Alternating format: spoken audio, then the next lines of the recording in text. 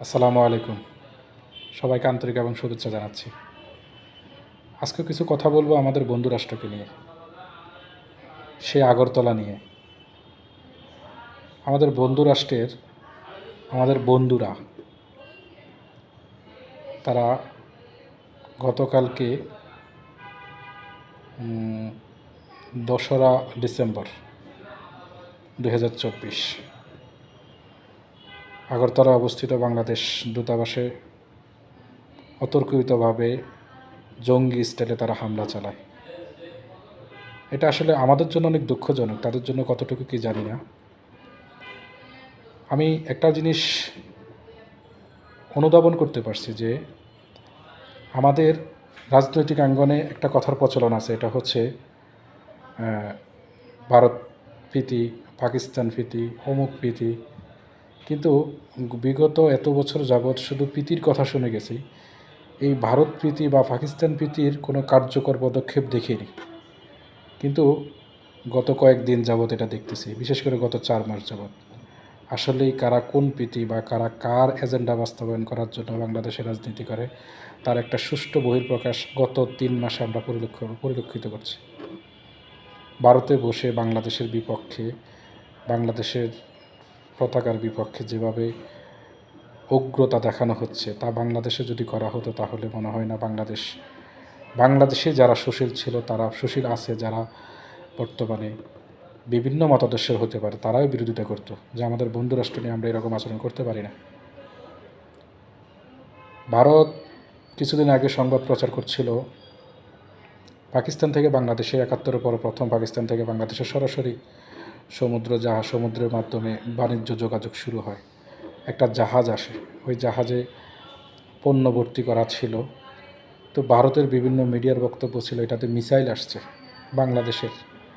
বাংলাদেশকে মিসাইল পাঠানো হয়েছে ভারতের সাথে যুদ্ধ করার জন্য। এখন বুঝতেছি যে এটা আসলে কিসের মিসাইল।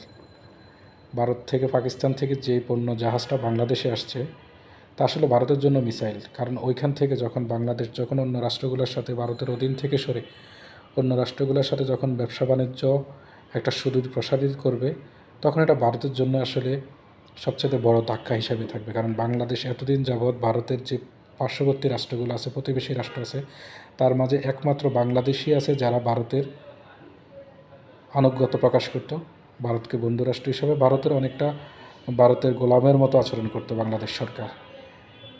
এখন যেহেতু অন্য রাষ্ট্রগুলোর সাথে, অন্য দেশের সাথে বাংলাদেশের মানুষের চাহিদা অনুযায়ী বাংলাদেশ সবার সাথে বন্ধুত্ব সম্পর্ক, ব্যবসা বাণিজ্য শুরু হয়েছে, তখন ভারত আর জিনিসটা সহ্য করতে পারে না। এটাই তাদের কাছে মিসাইল মনে হয়েছে। আসলে এটা তাদের মিসাইল।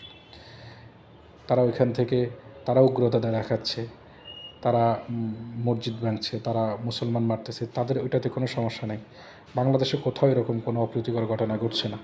রাজনৈতিক কিছু ইস্যুর কারণে কিছু হিন্দু যদি হয়ে থাকে, তাহলে এখানে মুসলমানরাও তো মার খেয়েছে। কিন্তু আসলে হিন্দুত্ব নিয়ে বা সংখ্যালঘুর কোনো ইস্যুতে বাংলাদেশে আমার মনে হয় না বিগত কয়েকদিনে সংখ্যালঘু ইস্যুতে কখনো কারো উপর অত্যাচার হয়েছে। কিন্তু তাদের মিডিয়া এটা নিয়েই পড়ে আছে। ইভেন গতকালকে তারা মিছিল নিয়ে আসছিল। আজকে বাংলাদেশের নিয়োজিত তাদের রাষ্ট্রদূত প্রণয় বর্মাকে ডাকা হয়েছে। তিনি এসে বলল বাংলাদেশের ছোট্ট দুই একটা ঘটনার জন্য বাংলাদেশ ভারতের সাথে সম্পর্ক কোনো অবনতি ঘটবে না। অথচ তারা তাদের সেই সন্ত্রাসের সংগঠনকে লেলিয়ে দিয়েছে। যে মমতা ব্যানার্জি বাংলাদেশ করতো, সেই মমতা ব্যানার্জি কালকে বলতেছে বাংলাদেশে আহ্বান পাঠাচ্ছে বা যুক্তরাষ্ট্রের কাছে বাংলাদেশে শান্তিরক্ষী বাহিনী পাঠানোর জন্য। বাংলাদেশ এমনিতেই শান্তিতে আছে, আর শান্তিরক্ষী বাহিনীর প্রয়োজন হবে না। আপনারা দয়া করে আপনাদের শান্তি নিয়ে থাকুন, আমাদের সাথে যদি থাকতে হয় বন্ধুত্বপূর্ণ আচরণ নিয়ে থাকুন। আমরা ভালো আছি, আমরা ভালো থাকতে চাই। আপনারা যদি আমাদের বন্ধু হিসাবে থাকতে চান তাহলে ভালো। বন্ধু হিসাবে থাকতে হইলে বাংলাদেশ থেকে যে লুকায়িত যে চোর খুনি যারা আছে, তাদেরকে চোর এবং খুনি হিসাবে আখ্যা দিয়ে তাদেরকে দেশ থেকে বাংলাদেশের আইনের হাতে তুলে দেন। আপনারাও ভালো থাকবেন, আমরা ভালো থাকব। বন্ধু কোনো ব্যক্তির সাথে হয় না, বন্ধুত্ব হয় দেশের সাথে। বন্ধুত্ব যদি করতে চান দেশের সাথে আসুন, দেশের বর্তমান যে সরকার আছে তার সাথে আসুন, পরবর্তীতে যে সরকার আসবে তাদের সাথে আসুন। তা যদি কখনো আওয়ামী লীগ আবার আসে, আওয়ামী লীগের সাথে আসুন, কোনো ব্যক্তির সাথে বন্ধুত্ব করতে যাবেন না। এটা আপনাদের বন্ধু রাষ্ট্র না, এটা আপনাদের ব্যক্তি বন্ধু। সবাই ভালো থাকবেন, সুস্থ থাকবেন। আল্লাহ হাফেজ।